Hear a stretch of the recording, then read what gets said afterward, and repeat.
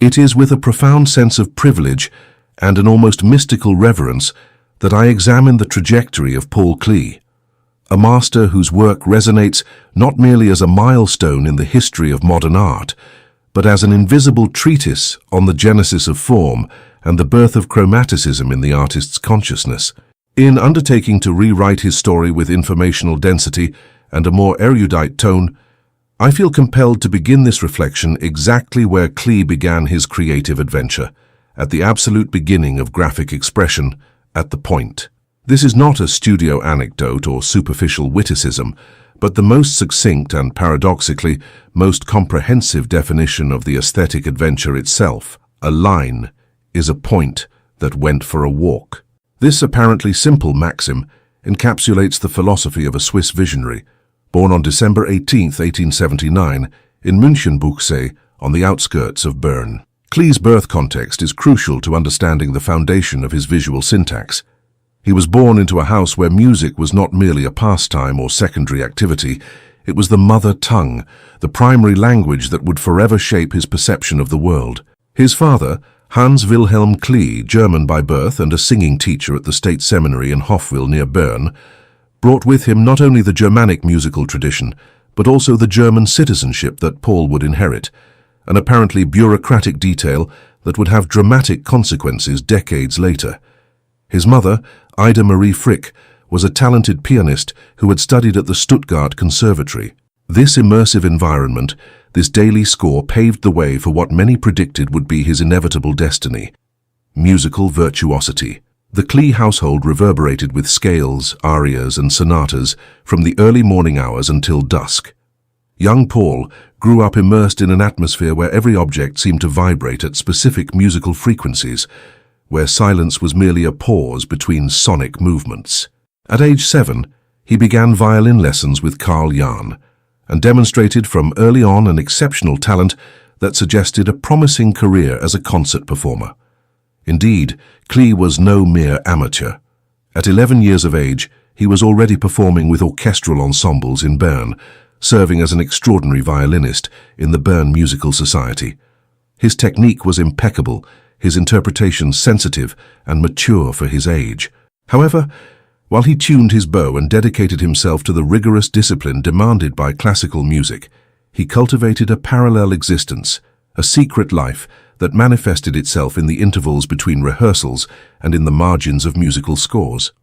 This life expressed itself in notebooks filled with drawings, where the discipline of the violin gave way to the insubordination of the line. These were fiercely ironic caricatures, satirizing teachers and the Swiss bourgeoisie, populated by unreal creatures and faces whose deformation suggested that paper possessed an almost biological elasticity.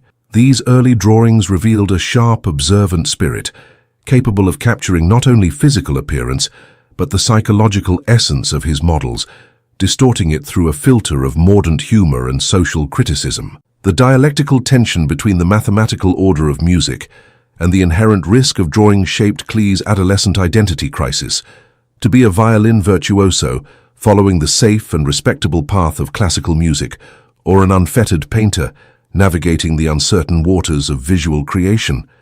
This decision was not made lightly.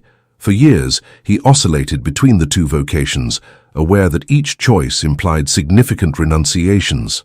Music offered structure, social recognition, and an established tradition. Painting promised freedom, but also uncertainty and marginality. He chose the latter, opting for the risk and autonomy of visual creation, a decision that would mark not only his life, but the course of modern art. In 1898, at 19 years of age, he went to Munich to begin his formal training in the visual arts. Munich was, at the turn of the century, one of Europe's cultural epicenters, rivaling Paris in its artistic effervescence. The city pulsed with new ideas, nascent artistic movements, and an atmosphere of experimentation that attracted young artists from across the continent. Klee initially passed through the private studio of Heinrich Kneer, where he perfected his basic technical skills in drawing and composition. Subsequently, after rigorous entrance examinations, he entered the prestigious Akademie der Bildenden Künste, under the tutelage of Franz von Stuck, known as the Prince of Painters, for his technical mastery and dramatic symbolist style. It is notable and historically significant that von Stuck was the same professor who would come to instruct Wassily Kandinsky, indicating a point of academic convergence between two of the greatest architects of modern abstraction. Under von Stuck's guidance, KLEE learned the traditional techniques of academic painting, the meticulous study of anatomy, rigorous perspective construction, mastery of chiaroscuro, and classical composition. However, KLEE, although he mastered academic drawing with a precision that would later be described as surgical, quickly found himself bored by rigid academicism and its established conventions.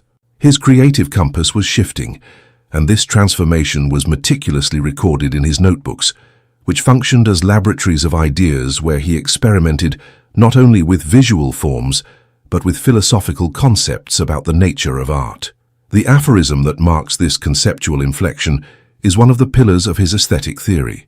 Art does not reproduce the visible, rather, it makes visible. This revolutionary statement, recorded in his diaries around 1900, represents a fundamental break with centuries of mimetic tradition in Western art.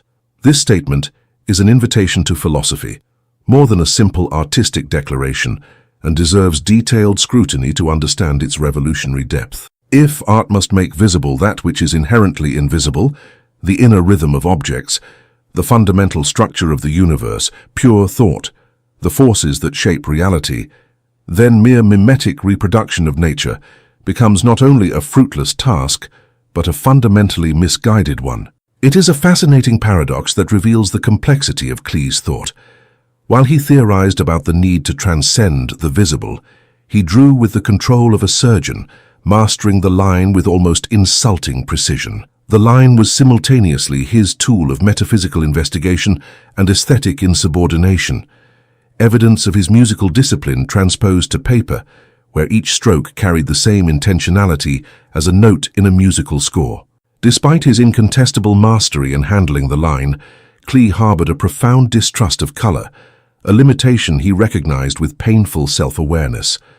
For years, he described himself with relentless self-criticism as a painter without color, a confession that revealed not only humility, but an acute perception of his own artistic limitations. His preferred media during this initial period were India ink, monochromatic wash, the austere binary of black and white that allowed him to explore tonal nuances without confronting chromatic complexity.